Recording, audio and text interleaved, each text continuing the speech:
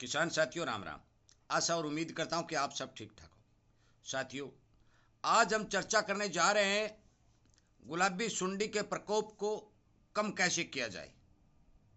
साथियों, पिछले साल बहुत से किसानों ने गुलाबी सुंडी को प्रभावी रूप से काबू में कर लिया, परंतु आप जितना सोच रहे हैं उतनी काबू में पिछले साल नहीं हुई थी। लगभग 10-15% तक गुलाबी सुंडी का प्रकोप था।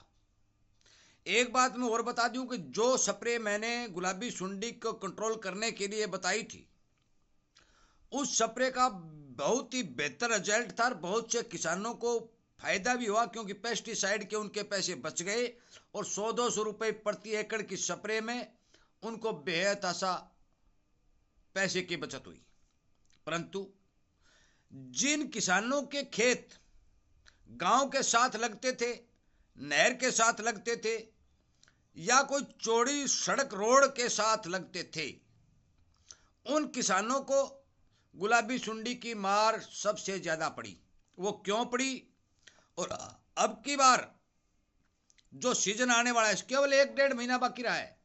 आप माने या ना माने वो आपकी मर्जी। मैं गुलाबी सुंडी को रोकने के लिए लगभग 8-9 वीडियो प्रभावी रूप से अपलोड करूंगा।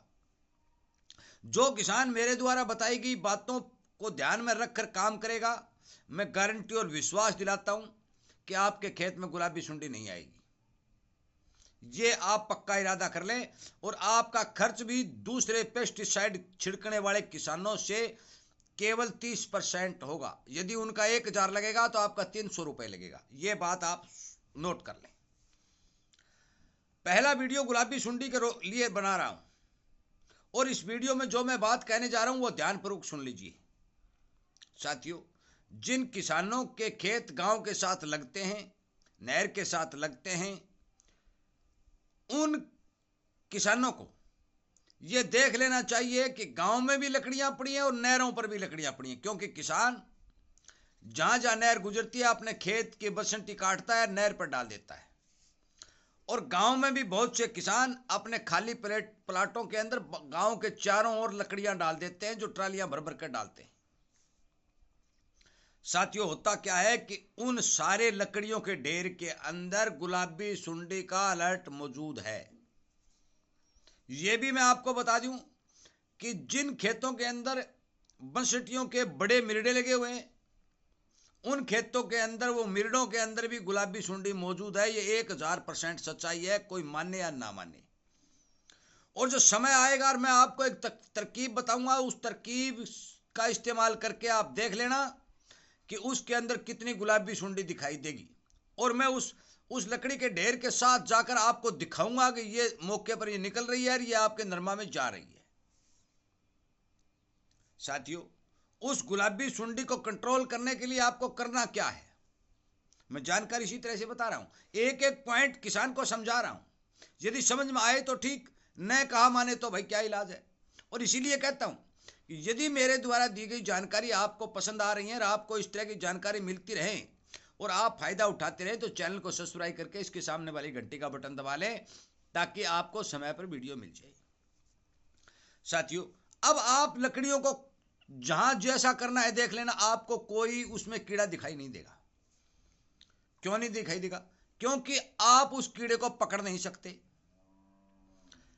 जब भी जो ही मौसम अनुकूल होगा, वो अडल्ट जो लट के रूप में कवरिंग होकर के लकड़ी के अंदर पड़ा है, वो फौरन फिरकली का रूप धारण कर लेगा और नरमा के अंदर प्रवेश कर जाएगा। एक बार प्रवेश करने के बाद मान के चलो कि वो एक आतंकवादी बन गया और उसे कंट्रोल करना बहुत कठिन होगा। आपका पैसा खर्च करने के बाद वो कंट्रोल होगा।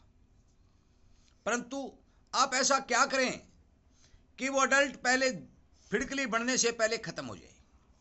साथियों, कुछ किसान खुद खेती करते हैं, कुछ हिम्मत वाले भी होते हैं, परंतु कुछ आलसी होते हैं।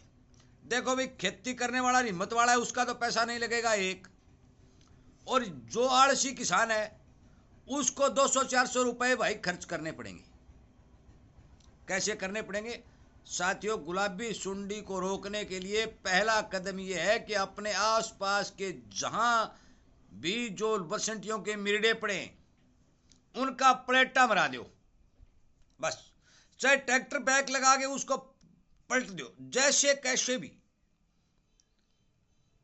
पांचवा महीना जो है उसके अंदर उसका प्लेटा मरा दो, मई के अंदर। भाई अप्रैल जून जुलाई में मराएंगे प्लेटा तो कोई फायदा नहीं है, फिर मत मराना, कोई फायदा नहीं। मई का महीना 15 अप्रैल से, क्योंकि 15 अप्रैल से पहले तो भाई किसान को टाइम ही नहीं है, वो अपना अनाज निकालेगा, जगह भी खाली नहीं है। परंतु 15 अप्रैल के बाद कुछ किसान खाली हो जाते हैं, और मई का महीना तो लगभग किसान को फुर्सत का महीना है। इस मई के महीने के अंदर जहां भी आपको बड़ा ढेर बरसटियों का दिखाई दे, उसको आप प्लेटा मरवा दो। और यदि थोड़ी बहुत यदि ये बरसटी कहीं पड़ी है तो भाई कोई खास बात नहीं, क्योंकि उसके नीचे से गर्म हवा निकलेगी, वो अडल्ट वहां खत्म हो जाएगा। साथियों, पिछले साल बहुत से किसानों के फोन आए थे, और मैंने जो स्प्रे बताई वो स्प्रे उन किसानों ने की, और वो कहने लगे कि ताऊ जी आपके दवा का रिजल्ट 50% है।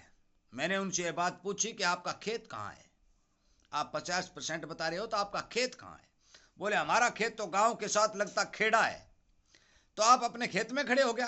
वो कहने लगे हाँ खड़े हूं। तो आप अपने इधर उधर देखो कि बरसंटियों के कितने ढेर पड़े? तो वो कहने लगे काफी ढेर पड़े। भाई बरसंटियों के ढेर पड़े हैं तो बरसंटियों के ढेरों के अंदर जो गुलाबी सुंडी की फिड़कली बढ़ने का डेल्टा है वो मौजूद है, और ज्यों ज्यों उसको तापमान का जो महसूस होगा और उसको सहारा मिलता रहेगा, वो फिड़कली का रूप लेगा और फौरन नरमा की फसल में प्रवेश कर जाएगा। ये बात साथियों ध्यान रखने वाली बात है। सबसे पहला कदम है कि नरमा के अंदर गुलाबी सुंडी को कंट्रोल करने के लिए अपने आसपास की लकड़ियों का प्लेटा मरवाएं। उसके बाद जो जो स्टेप आते रहेंगे वीडियो बनाता रहूंगा। नरमा में चौकीदार को भी लगाना पड़ेगा, क्योंकि नरमा में चौकीदार के बगैर आपको कौन बताएगा कि फिड़कली आ गई? आपको कहीं देखने की जरूरत नहीं, आपको एक ऐसा चौकीदार बता दूंगा जो खड़ा रहेगा और आपकी गुलाबी सुंडी के बारे में आपको सूचना देता रहेगा। कोई उसमें आपको ज्यादा दिक्कत आने वाली नहीं है। इसलिए कृपया करके मेरी बात पर ध्यान दें, हर एक किसान को ये बात समझाएं, बताएं और इस वीडियो को शेयर करें, और हर किसान को प्यार से अपने खेत की या अपने प्लॉट की बरसंटियों को प्लेटा मराने की जो है कोशिश करें, ताकि वो फिड़कली का जो अडल्ट है वो वहीं पर खत्म हो जाए। साथियों, फिड़कली जो बरसंटियों में बढ़ती है वो उस मिरडे से लेकर के 2 किलोमीटर तक की रेंज कवर करती है, परंतु यदि साथ में उसको बढ़ते ही नरमा दिखाई देता है तो वो पहले अटैक वहीं पर कर देती है, आगे नहीं जाएगी। इसलिए गांव के साथ लगते खेतों को बहुत सावधान रहने की जरूरत है। दूसरा, नहर के साथ जो अपनी हम खुद ही डाल देते हैं, जगह खाली होती है तो बरसंटी डालते हैं, उनको सावधान रहने की जरूरत है।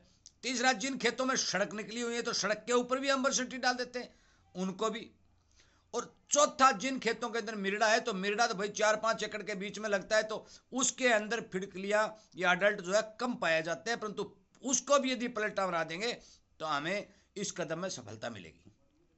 साथियों, इसी तरह के वीडियो सुनने के लिए, इसी तरह की जानकारी प्राप्त करने के लिए, एक एक बात समझने के लिए मैं आपसे विनती और निवेदन करता हूं कि आप चैनल के साथ जुड़ करके इन बातों का फायदा उठा सकते हैं।